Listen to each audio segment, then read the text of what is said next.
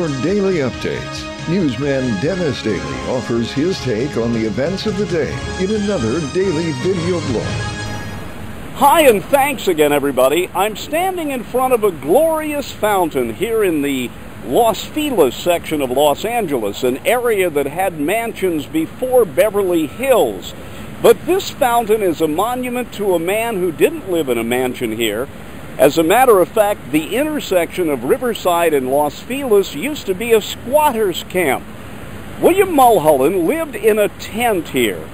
He was a self-made man who would go on to become one of the most beloved and hated people in the early days of California.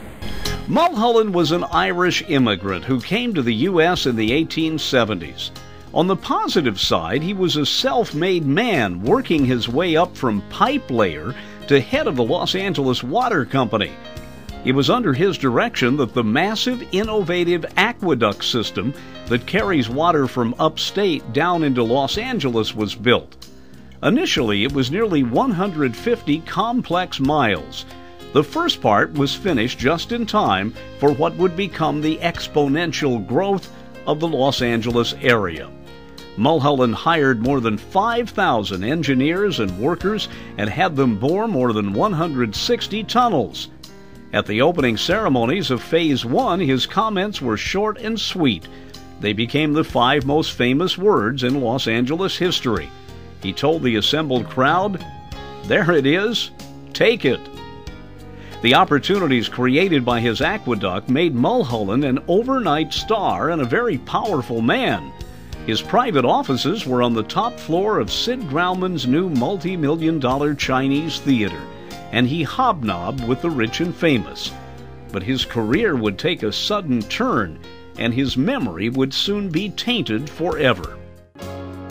March 12, 1928, one of his pet projects, the St. Francis Dam, suddenly collapsed. It had happened just hours after Mulholland, a self-taught engineer, had personally inspected the site, declaring the leakage to be normal. As seen in this 1920s recreation, nearly 13 billion gallons of water suddenly rushed through the Santa Clarita Valley.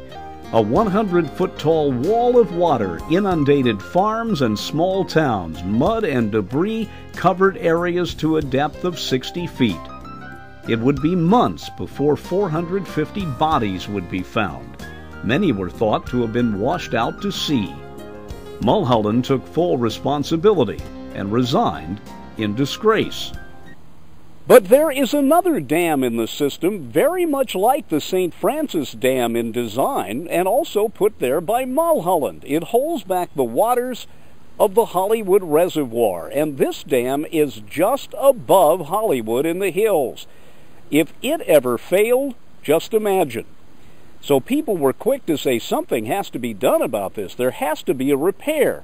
And the repair was to bolster up the backside of the dam. And what you are seeing is not what you might expect. Think of the face of Hoover Dam, all of that cement. But what do we have here? Trees and dirt and brush, because much of the face of this dam was filled in to avert the kind of disaster that happened up at St. Francis. For if this dam were to ever let go, the tragedy would be immense. Downtown Hollywood is right there, and people in the area were determined that the Mulholland mistake would not happen twice. Yes, it is quite a story, and with the passage of time, it is becoming more and more forgotten. The story of a lonely little man who made good with his life, but made some major mistakes along the way, who is vilified by most people, remembered by few, except those of us who know about his fountain. I'm Dennis Daily with your Daily News Update.